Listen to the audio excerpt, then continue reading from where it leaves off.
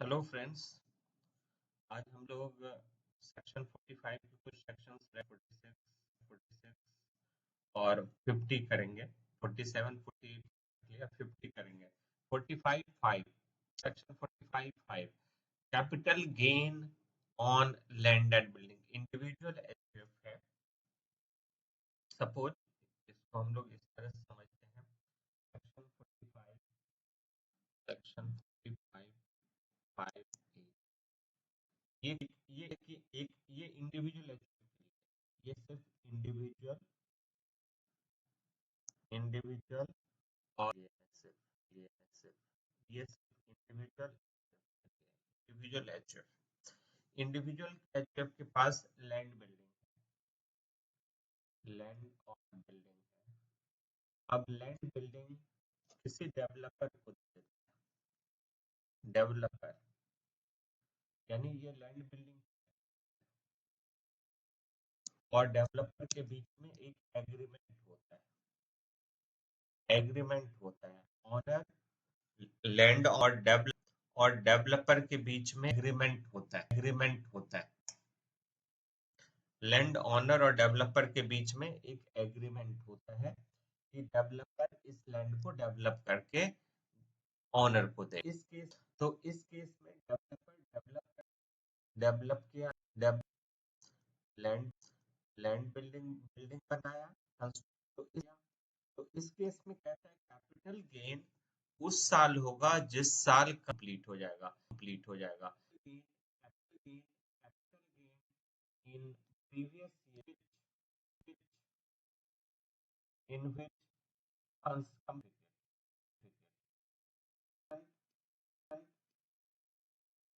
Certificate certificate certificate completion certificate issued, यानी जिस previous year में कंप्लीशन सर्टिफिकेट इशू करेंगे उस प्रीवियस ईयर में कैपिटल गेन होगा। और कैपिटल गेन के लिए हमें चाहिए सेल कंसिडरेशन, एक्सपेंसेस और cost of acquisition, cost of improvement. तो यहाँ पे हमारा नेक्स्ट पॉइंट है आ गया कि यहाँ पे सेल क्योंकि इक्वल टू, अब प्रॉपर्टी डेवलप किया है डेवलपर ने और ओनर का लैंड ओनर है, डेवलपर है, दोनों मिल करके कंप्लीट किया है। तो sale consideration duty duty value stamp duty stamp duty value को कहते हैं by the valuation stamp duty value मतलब value fix by the stamp duty valuation authority. कि आप इस प्रॉपर्टी का रजिस्ट्रेशन करवाएंगे तो जिस वैल्यू पे आपको स्टाम्प ड्यूटी यानी रजिस्ट्रेशन फीस देना पड़ेगा, स्टाम्प ड्यूटी देना पड़ेगा, उसको हम स्टाम्प ड्यूटी वैल्यू कहते हैं। Sale consideration equal to the stamp duty value. Stamp duty value किस डेट का? तो दो चीज है, एक हमारा डेट ऑफ एग्रीमेंट है और डेट ऑफ रजिस्ट्रेशन। तो डेट ऑफ एग्रीमेंट और रजिस्ट्रेशन डिफरेंट डेट है, ये डिफरेंट डेट्स हैं। तो एग्रीमेंट के डेट का यहाँ का स्टाम्प ड्यूटी वैल्यू लेंगे। Stamp duty value provided condition है यहाँ पे एडवांस रिसीव किया हो, advance receive any mode other than cash cash को छोड़ के किसी भी मोड में एडवांस रिसीव किया हो तो सेल कंसिडरेशन है। और sale consideration increase by stamp duty value plus cash consideration if any cash consideration, यानी स्टाम्प ड्यूटी वैल्यू और कैश में जो रिसीव किया है वो ऐड कर देंगे। Stamp duty value plus cash consideration, ये हमारा सेल कंसिडरेशन हो गया। सेल कंसिडरेशन तो ये हमारा सेक्शन 45(5) है, एक बार देख लेते हैं। Note with standing anything contain in subsection 1, यानी सेक्शन 45 सबसेक्शन 1 को, सेक्शन 45 सबसेक्शन 1 को ओवरराइड करता है, यानी सेक्शन 45 सबसेक्शन 1 को ये नहीं मानता। कहता है कि कैपिटल गेन उस साल एराइज होगा जिस साल completion certificate issued by the completion competent authority. Competent authority जिस साल सर्टिफिकेट इशू करता है, कंप्लीशन सर्टिफिकेट, उस साल कैपिटल गेन होगा। और सेल कंसिडरेशन क्या होगा? Sale consideration will be the stamp duty value और plus consideration received in cash. तो ये हमारा सेक्शन 45(5) है। और यहाँ पे कॉम्पिटेंट अथॉरिटी स्पेसिफाइड एग्रीमेंट का मतलब है कि लैंड ओनर और डेवलपर के बीच में एग्रीमेंट है, ये स्पेसिफाइड वैल्यू है। Stamp duty value mean the value adopted by the assessee for the stamp duty. अब आते हैं section 46, liquidation of A company. Company जब लिक्विडेट होगी तो उस केस में कैपिटल गेन क्या होगा, किसके हैंड में होगा? Liquidation of A company, section 46, liquidation of A company, liquidation company का लिक्विडेशन हो रहा है। एक कंपनी है, कंपनी लिक्विडेट हो रही है, लिक्विडेटेड। तो कंपनी के पास जो एसेट्स है, कंपनी के पास कैपिटल एसेट्स, ये कैपिटल एसेट कंपनी किसको ट्रांसफर करेगी? ट्रांसफर टू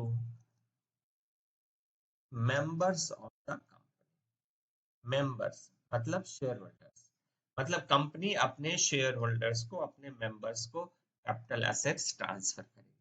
तो in the hands of company no capital,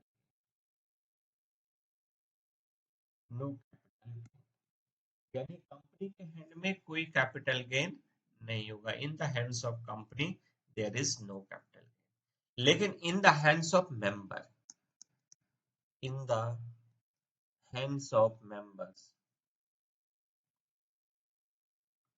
members capital gain will arise, capital gain,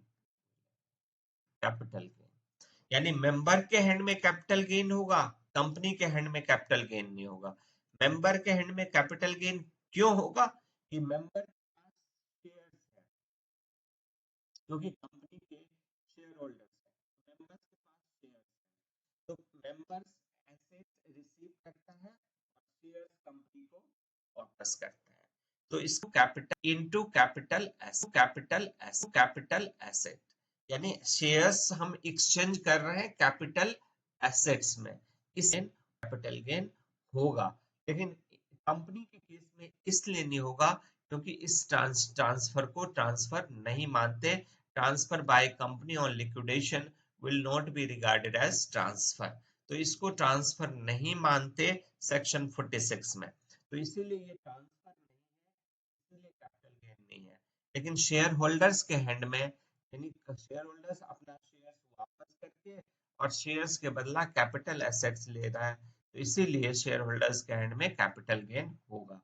share holders के हैंड में कैपिटल गेन होगा तो in the hands of share holder, in the hands of share holders sale consideration, sale consideration sale consideration equal to fair market value of such capital assets, यानी जो assets मिल रहा है उस assets का fair market value क्या है, और इस फेयर मार्केट वैल्यू से माइनस करते हैं deemed dividend, deemed dividend under section 222 clause C, section 222 clause C, deem dividend, ये हमारा sale consideration equal to fair market value as reduced by deemed dividend. Deemed dividend on liquidation of company. Company जब liquidate होती है तो accumulated profit shareholders को distribute करती है. Accumulated profit distributed by a company on liquidation to its shareholders will be regarded as deemed dividend. जो भी accumulated profit का जो पार्ट डिस्ट्रीब्यूट किया जा रहा है मेंबर्स को, वो माइनस कर देंगे. वो माइनस करने के बाद ये सेल कंसिडरेशन. तो ये हमारा सेक्शन 46 है. सेल कंसिडरेशन आ गया,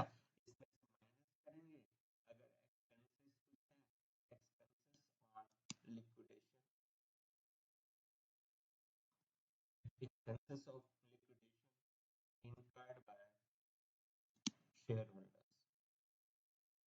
शेयरहोल्डर्स ने खर्चा किया है तो माइनस कर देंगे. नेट सेल कंसिडरेशन आ गया, नेट सेल कंसिडरेशन, और इसमें से माइनस करेंगे लेस कॉस्ट ऑफ एक्विजिशन और index cost of acquisition of shares. Shares shares जो एक्वायर किया था उस शेयर्स का कॉस्ट ऑफ एक्विजिशन क्या है, और index cost of long term है तो इंडेक्सेशन करेंगे, क्या है ये माइनस करेंगे. अगर कॉस्ट ऑफ इम्प्रूवमेंट है, इंडेक्स कॉस्ट ऑफ इम्प्रूवमेंट है ऑफ शेयर्स, तो ये माइनस करेंगे. अब ये कैपिटल,